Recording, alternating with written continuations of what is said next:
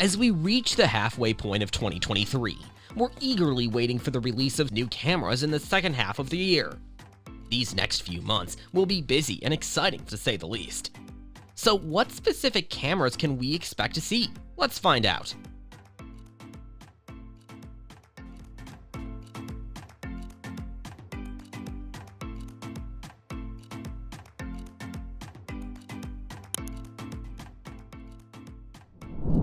The successor, which is now named A7000, might bring some big upgrades over the A6600. Rumors are suggesting that it'll have a 26.1 megapixel APS-C BSI CMOS sensor. This powerful sensor will be able to 4K 60 FPS uncropped, which is a huge upgrade from its predecessor. Possessing will be handled by the Bionz XR with an AI processing unit. This AI-based autofocus system will be able to do real-time tracking. It seems like Sony will bring their latest AI-supported autofocus in the A7000. It'll also support S-Cinetone, S-Log3, and 4x2x2 10-bit internally, which can offer great help in post-production or if you're a fan of shooting in different color modes. Image stabilization will also be upgraded to 5-axis with 8 stops IBIS.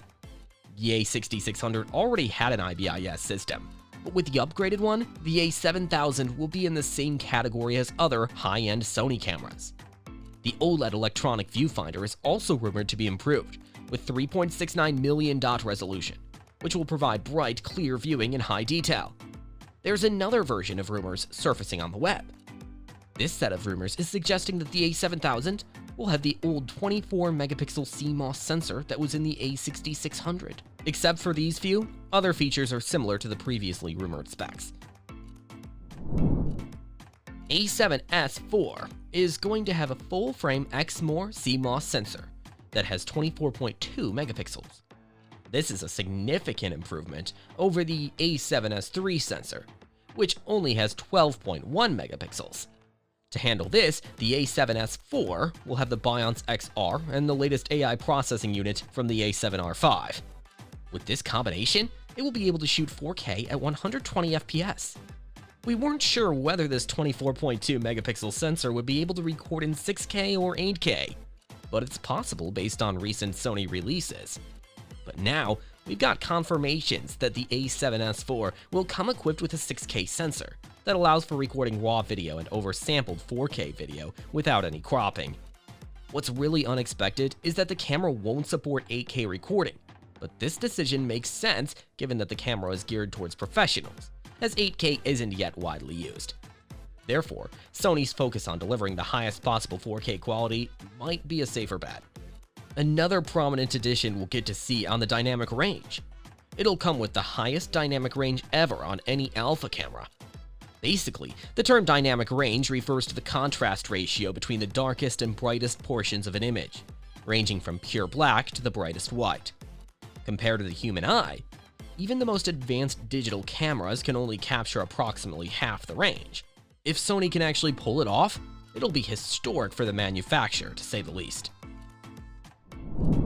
Well, it's getting a massive overhaul in every department. Starting with the sensor, the A7C Mark II features a new 33 megapixel full-frame XMOR CMOS sensor, making it capable of shooting 4K at 60 FPS with 10-bit in S-Cinetone mode. Also, the 759 fast hybrid autofocus points are introduced thanks to the Bionz XR processing unit and AI processor. This autofocus system can track real-time human eyes, birds, and cars similar to the A7R5. The 5-axis inbuilt image stabilization will also complement steady shots, and other notable features such as focus breathing compensation, 4K 15p UVC and UAC streaming via USB Type-C, and a 1.3 million dot vari-angle touchscreen LCD make the A7C Mark II a more appealing camera than its predecessor. In one of our last videos about upcoming Sony cameras, we said that the Sony A7C Mark II is getting more attention than all other cameras. You may wonder, why did we assume that? A7C Mark II will have a creator-friendly body design, a powerful 33 megapixel full-frame sensor, and hopefully the autofocus system from the A7R5. Then it can become an overnight success, in our opinion. The original A7C is currently the world's tiniest and most lightweight full-frame camera.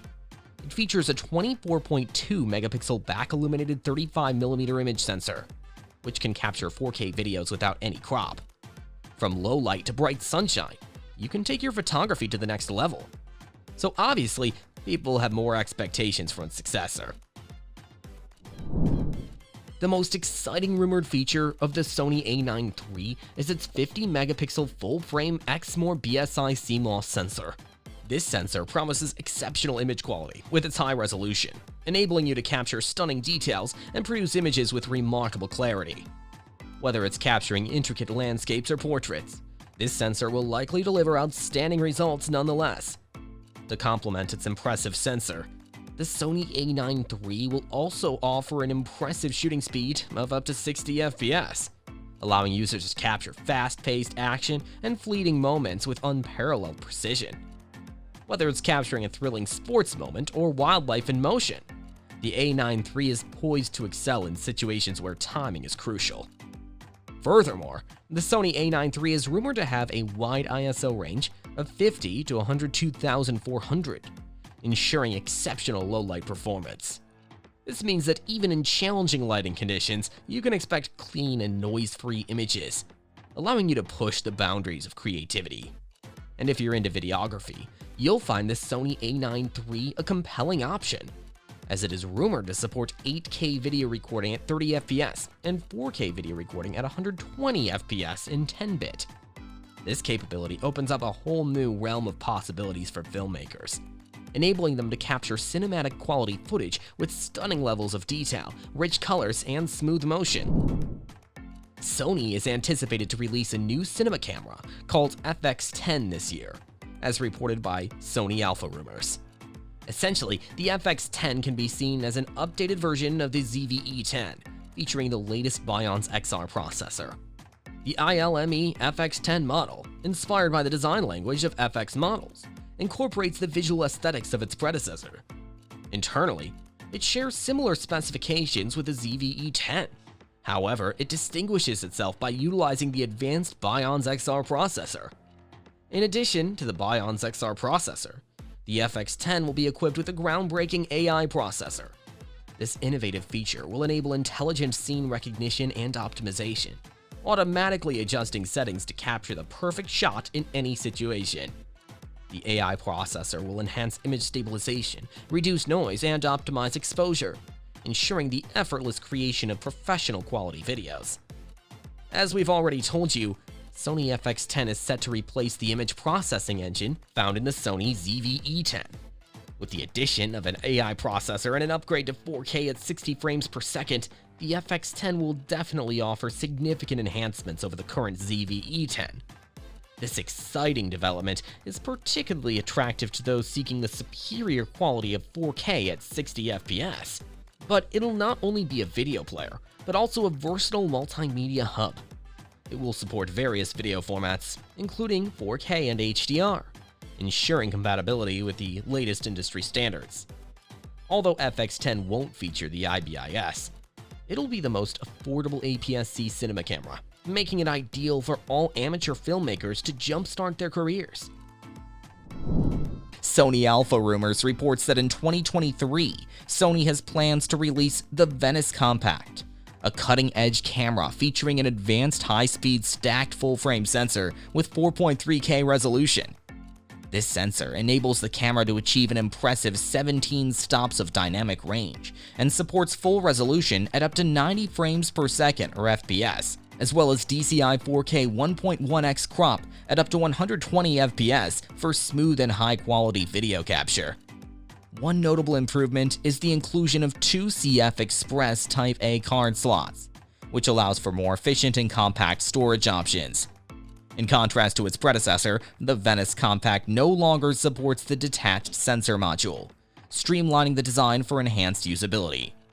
Thanks to its doubled readout speed compared to the Venice 2, the Venice Compact proves to be particularly well suited for extreme point-of-view applications, making it a promising choice for demanding filming scenarios.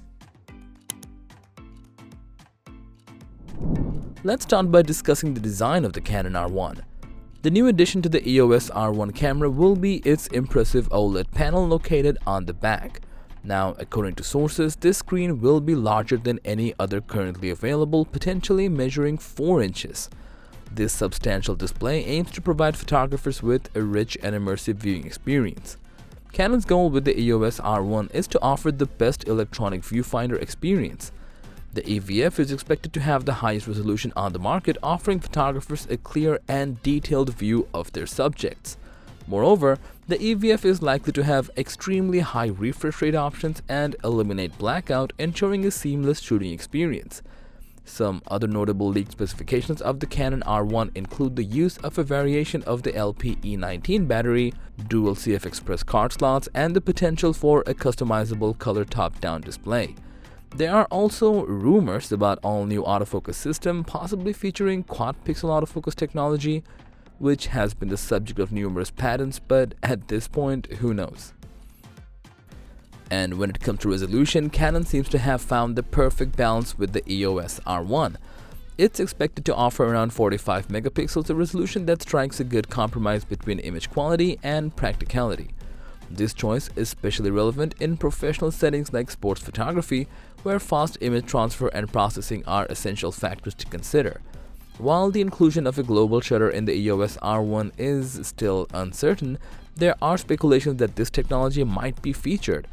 Having a global shutter would address the rolling shutter issues often encountered in certain shooting scenarios, particularly when using electronic shutters.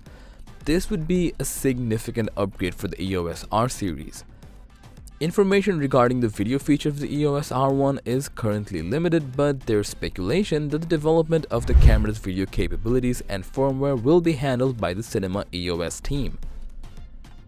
This raises expectations for exceptional video performance from the EOS R1. As per rumors, there are indications of an upcoming compact cinema mirrorless camera from Canon. This camera is expected to feature an RF mount and an APS-C CMOS sensor. The APS-C sensor size is similar to Super 35, which is a favored choice among videographers, making it a suitable addition to Canon's current cinema camera lineup. The anticipated sensor of this camera is said to be capable of recording 7K footage at 60 frames per second using cinema raw light. Additionally, it will offer other codec options similar to Canon's recently released R5C, such as RAW LT, light, RAW ST, standard, and RAW HQ, or high quality. These codecs provide greater flexibility for production purposes. Moreover, the camera will allow unlimited recording without the previous 30-minute time limit. With the 7K footage, users can expect oversampled 4K output at both 30 and 60 frames per second, resulting in highly detailed footage. Canon Log 3, a popular logarithmic gamma curve, will also be available for the R7C, further enhancing the camera's video capabilities.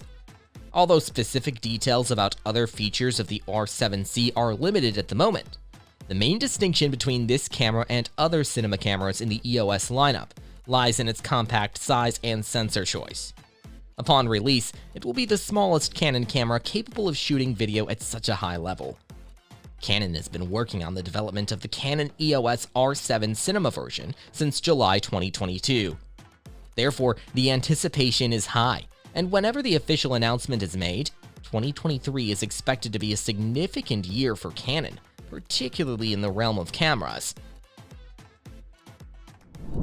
Well, Canon's recent patent reports show that the development is aiming to address the issues of cable disconnection and tangling, all while reducing the overall size of the camera body. This innovation is specifically designed for cinema cameras, and it is speculated that the unveiling of the EOS C200 Mark II will likely take place in October. The camera will incorporate the advanced Super 35 DGO sensor, which was previously utilized in the EOS C300 Mark II. This sensor is capable of capturing high-quality 4K footage at a maximum frame rate of 120 frames per second. Additionally, it supports various recording options, including Cinema Raw Light, XF-AVC, and MP4 formats. In terms of design, the camera features a modular box design reminiscent of the Panasonic BS1H camera, along with a full-size HDMI Type-A port. It is equipped with two SD UHS-2 slots and a multi-function hot shoe that can accommodate an external XLR module. The upcoming EOS C700 Mark II cameras will introduce two interchangeable sensors, a Super 35 5K global shutter sensor and a full-frame 8K DGO rolling shutter sensor. Both sensors will feature a direct RF mount, offering compatibility with EF or LPL lenses without requiring the removal of the RF mount. Canon has included two new gamma curves in this camera model, Canon Log 4 for HDR production and YDR Cine for capturing cinematic colors directly in camera. In terms of storage, the C700 Mark II will have two CF Express Type B slots and one SD card slot for media. The camera's overall design will resemble the C300 Mark II, albeit with a larger form factor to accommodate additional I/O terminals. Canon aims to make this camera the most codec-intensive offering in their lineup, with support for internal recording in XF-AVC, ProRes, and Cinema Raw Lite formats. External recording of B-RAW and ProRes RAW will also be possible, and Canon has collaborated with a Red digital camera to develop a new module specifically for recording red code. Let's start with the unusual one. Some reliable rumors are circulating about the upcoming announcement of the Nikon Z4, a full-frame mirrorless camera that bears a resemblance to the Sony A7C. This speculation originates from an earlier Nikon patent that showcased a camera design lacking an electronic viewfinder and potentially having fewer ports compared to similar models. Currently, Nikon has not revealed any official specifications or additional details regarding the camera. However, it's important to note that the patent primarily focused on the camera mount rather than the camera itself. The Z4 is expected to prioritize a lightweight and cost-effective approach by omitting in-body image stabilization. Furthermore, rumors are suggesting that Nikon will introduce two new compact FX lenses featuring vibration reduction, the 16-24mm f-stop 4.6.3 VR and the 24-105mm f-stop 4.7.1 VR.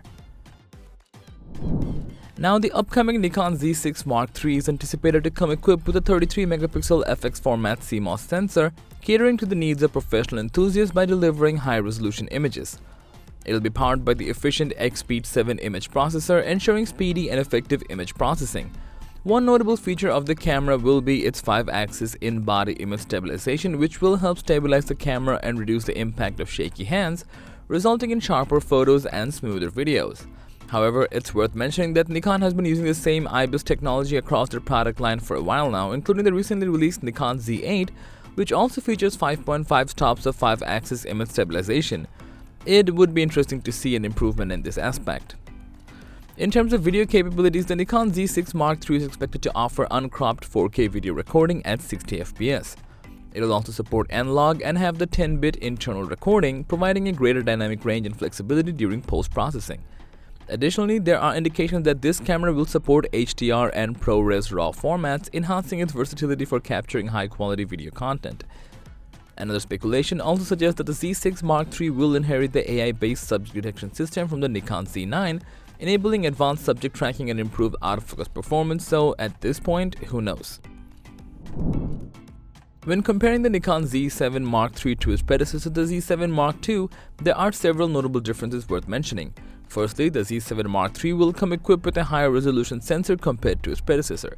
It's expected to boast an impressive 61.2 megapixel sensor, whereas the Z7 Mark II featured a 45.7 megapixel sensor.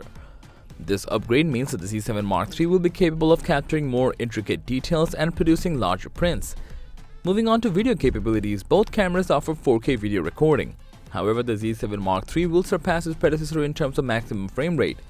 It's rumored to support 60 FPS at a 1.2 times crop or 120 FPS at a 1.5 times crop, whereas the Z7 Mark II records 4K video at 60 FPS with 93% coverage of the sensor, resulting in an approximate 1.08 times crop.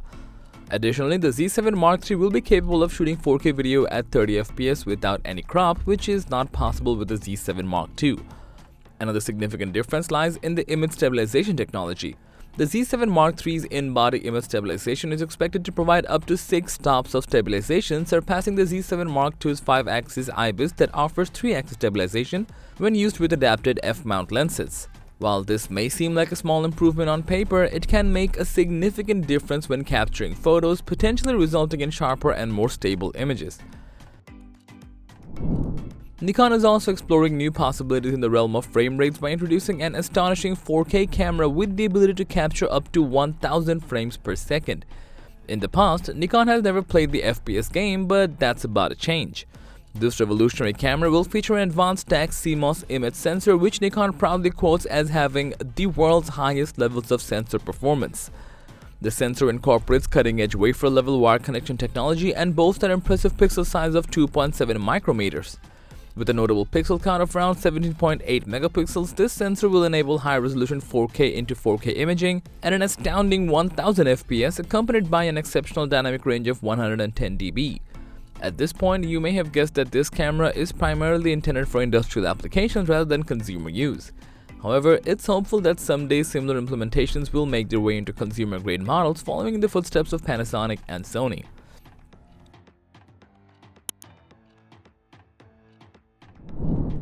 According to the latest rumors, Fujifilm X-Pro 4 will feature a 40-megapixel APS-C X-Trans 5 BSI sensor and the latest image processing engine X Processor 5. You'll be able to shoot 4K 60fps 10-bit, and the long-awaited 7-stop in-body image stabilization will complement this already power-packed body. Furthermore, the new UI menu and autofocus system from the latest Fujifilm X-T5 will be available here. Seeing all these features makes it a worthy upgrade for older X-Pro users. From the global market share, we already know that Fuji is slowly losing the competition, and to regain the trust of OG fans, Fujifilm needs to bring out more cameras in various price segments. But do we actually even need a new X-Pro camera? As we said earlier, Fujifilm X-Pro 3 is the last product of Fuji's interchangeable lens X-Pro series. It's been over 3 years and no news of the successor has come yet.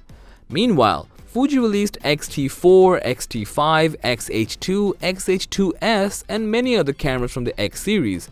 So why is Fuji deliberately ignoring the X Pro?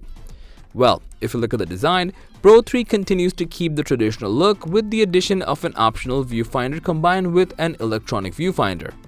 It features a 26.1 megapixel APS-C sensor, a hybrid autofocus system, and a 3.0-inch tilting LCD screen.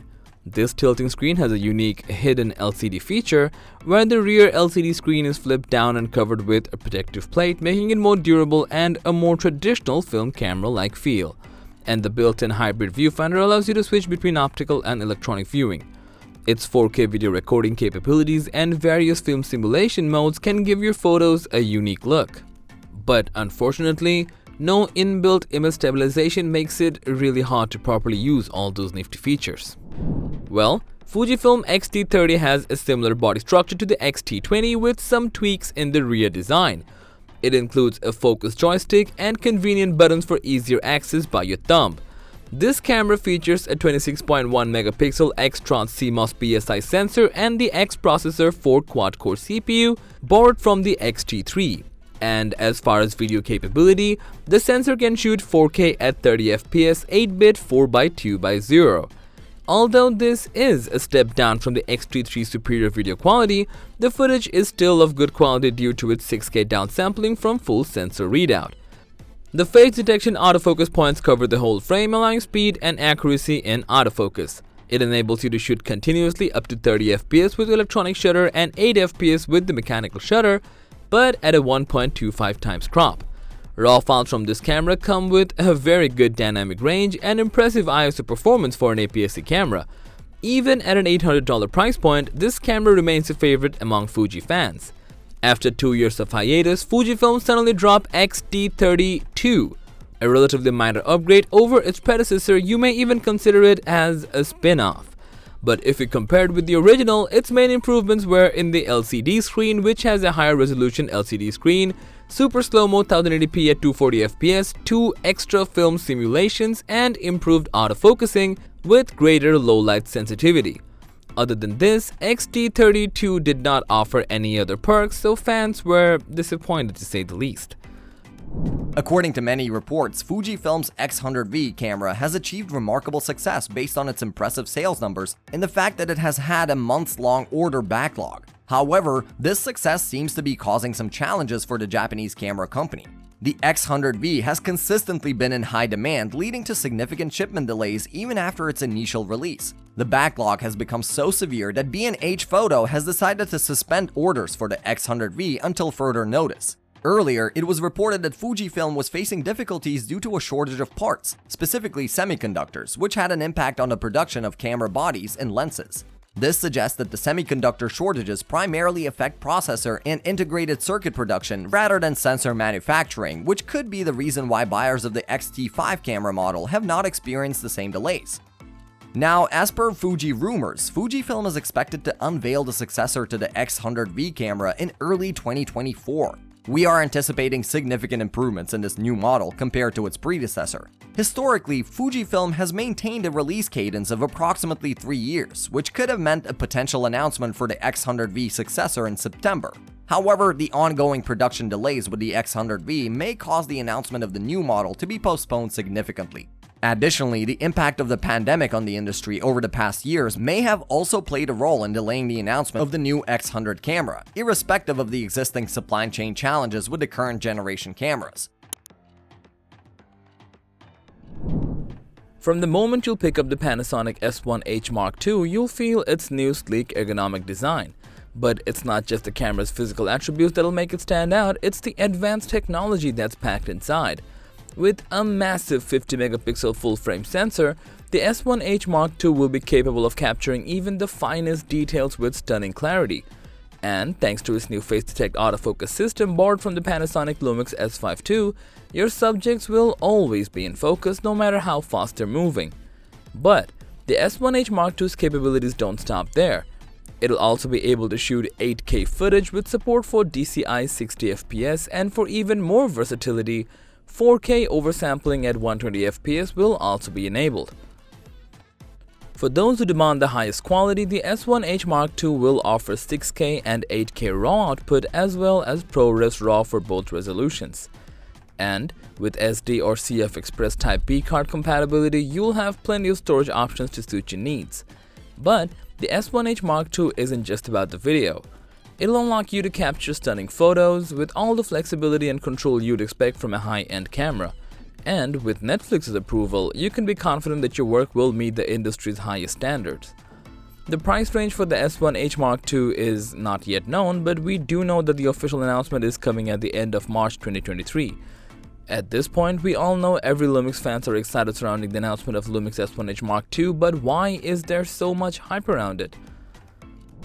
If you were under the impression, like many, that Panasonic's Micro Four Thirds system was solely focused on video, featuring top-notch video cameras like the Panasonic Lumix GH6, you might need to reconsider those. Speculations are circulating about a successor to the photography-oriented Panasonic Lumix G9, possibly named the Lumix G92. The rumors are gaining traction, as evident from the considerable amount of comments on the 4/3 rumors site.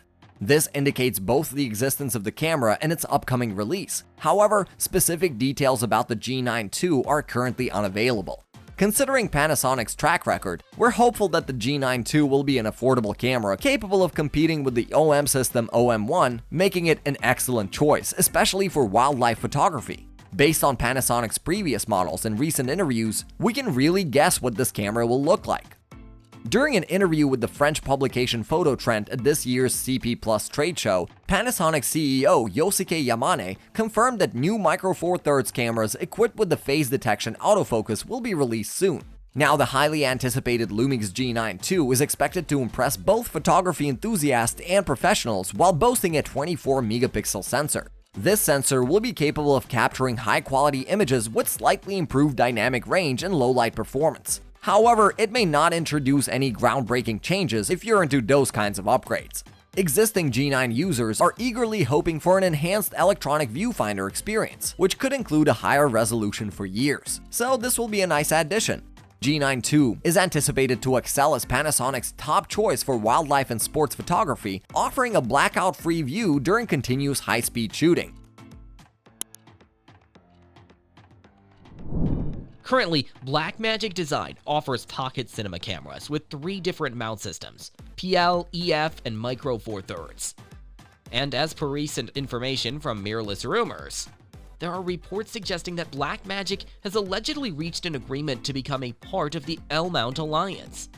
If these reports are accurate, this move could potentially broaden Blackmagic's customer base by offering a cost-effective lens mount for its popular camera models, like the Blackmagic Pocket Cinema Camera 6K and the Blackmagic Ursa Mini series.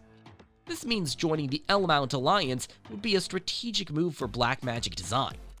In our opinion, it's highly logical and reasonable. The L-Mount would greatly benefit from increased market share and a wider range of options from reputable companies, which can encourage users to switch to this mount. Moreover, if this move also supports a manufacturer that has a presence in both the L-Mount and E-Mount systems like Sigma, it indirectly benefits the whole E-Mount ecosystem as well. The GoPro Hero 12 is set to feature a 32-megapixel sensor, although alternative rumors are suggesting a 30-megapixel sensor. This larger sensor implies that the camera will be capable of delivering an expansive, wider field of view with ease.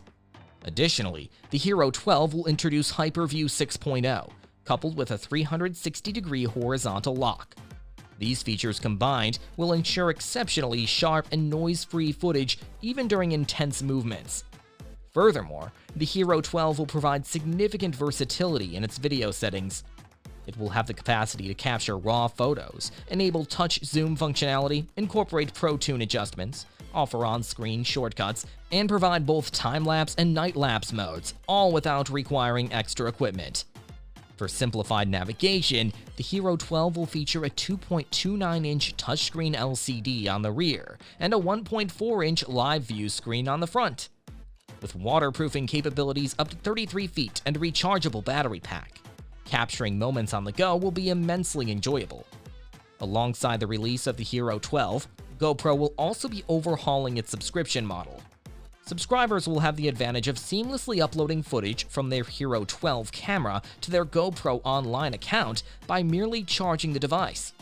Subsequently, this footage will be automatically edited into a highlight video and promptly shared with your smartphone through the GoPro 12 Quick app.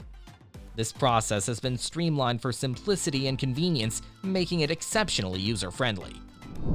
Although many people might assume that the main upgrade of the new GoPro Max camera would be an increase in resolution, we believe this is unlikely. This is because the video resolution of 8K, which is the next highest upgradation, still difficult to edit on most people's desktop or mobile devices, making an 8K Max II not a justifiable product for most consumers. However, we could expect a significant improvement in video quality, as the resolution is not everything. For instance, the new Riot Theta X has a 1.5-inch sensors that are twice the size of the current Max sensors, resulting in better low-light video and improved dynamic range. It's possible that the new Max II could feature improved sensor technology or even larger lenses. It's reasonable to assume that the upcoming GoPro Max II would incorporate the latest processor from GoPro, which is also found in the Hero 11. This could potentially allow for higher frame rates, such as 5.7K 360 video at 60 FPS and 4K at 100 FPS, which would be a first for consumer-level 360 cameras. Moreover, the photographic capabilities of the Max II would likely be improved, as the previous version lacked auto HDR or RAW support, making the 360 photo ability less valuable. If the Max II were to include these features, it would be a significant improvement. Although these cameras are primarily designed for action videos, having these supplementary features would be a valuable addition. The primary upgrade in the DJI Mini 4 centers around its camera. The device will feature a 2-inch CMOS sensor with an f1.7 aperture, resulting in sharper and more detailed images. With a 48-megapixel resolution, it can shoot videos up to 4.1K at 60 FPS, a significant improvement over the DJI Mini 3's 12-megapixel camera and 4K at 30 FPS video recording capability, which used a smaller 1 and 1.3-inch CMOS sensor. Some may debate the inclusion of a larger sensor at this price point, but after years of requests, it's finally becoming a reality. Additionally, the Mini 4 will boast a remarkable light sensitivity range of 100 to 6400, enabling it to capture clear images even in low light conditions. Another notable feature in the DJI Mini 4 is its 3-axis stabilization, ensuring smoother footage and reducing the risk of blurry images. This is a crucial upgrade over the DJI Mini 3, which lacked proper stabilization, making it challenging to capture smooth videos.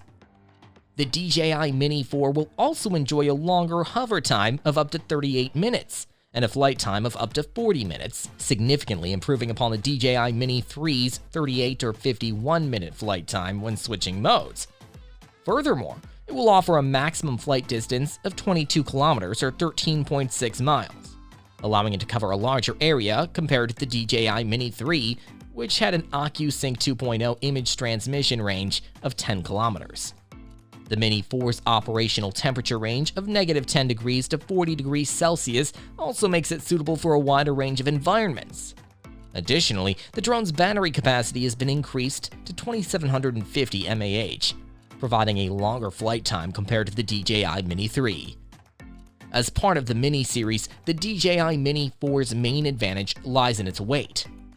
Though the official weight is yet to be announced, it will definitely be under 250 grams. This weight classification exempts many FAA regulations that apply to heavier drones. Smaller drones are generally considered safer to operate, and without the burden of FAA rules, flying drones become significantly less encumbered by legal obstacles. Staying under the 250-gram limit ensures that the Mini 4 will retain this advantage. Regarding price, the DJI Mini 4 is expected to cost around $599, similar to the Mini 3's price. However, given the considerable upgrades and improvements in the DJI Mini 4, this price seems quite reasonable. The much-anticipated release of the DJI Mini 4 drone has garnered significant excitement among DJI enthusiasts. Before delving into the recent leaks and speculations, let's appreciate the impressive track record of the Mini series from DJI thus far. The DJI Mini drone has always been a favorite due to its compact design and impressive performance. The camera on the Mini 3 has proven excellent for aerial photography, while the advanced features of the DJI Mini 3 Pro took it to new heights. Now, all eyes are on the upcoming DJI Mini 4Z. What can we expect from it? According to rumors, the DJI Mini 4Z is set to feature an upgraded camera sensor, specifically the same sensor found in the Air 2S. This exciting development suggests that the upcoming drone may boast a 1-inch sensor, allowing users to capture breathtaking 5.4K videos at 30 FPS. This would be a significant leap forward compared to its predecessor. With the larger sensor, the Mini 4Z is expected to excel in capturing more light, making it a perfect choice for stunning landscape shots even in low light conditions. Additionally, the new sensor will offer the capability to capture impressive 20-megapixel still images. All these enhanced specifications position the Mini 4Z as an excellent choice for drone enthusiasts who love the Mini series. Now let's examine the DJI Mini 4 Pro, which impressively boasts a very compact size, akin to that of a modern smartphone when folded. With larger propellers and support for aerodynamic body tilt, it weighs a mere 249 grams, firmly placing it in the micro drone category, exempting it from certification tests. As we anticipate the DJI Mini 4 Pro, it is unlikely to undergo significant body design changes, given its predecessor's already efficient design. The Mini 3 Pro features a 1.3 CMOS sensor with an f1.7 aperture, which is a respectable sensor, but there is hope that DJI might incorporate the remarkable 1-inch sensor from the Air 2S into the Mini 4 Pro. This upgrade would elevate its capabilities, enabling the drone to shoot 5.4K footage at 60 FPS, thereby delivering top-notch video quality. While the current compact body effectively supports vertical video recording, it disables all obstacle sensors. Expectations are that DJI will address this concern and enable obstacle sensors for all modes, regardless of the drone's orientation. Upgrades in essential features like the tri-directional obstacle sensor, active track, and internal storage are also anticipated. The addition of a 360-degree obstacle sensor to cover all blind spots would be a valuable enhancement.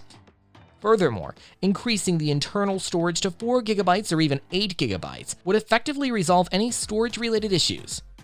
Battery life remains a concern, as extending it without increasing the drone's weight would be highly desirable. Regarding pricing, it is hoped that the DJI Mini 4 Pro will remain in line with its predecessor's price point. DJI has historically strived to keep the prices reasonable for micro drones, fostering optimism about the pricing of the upcoming model. So are you excited about all these? Share your thoughts in the comments section below. Consider subscribing for more content like this, and as always, thanks for watching.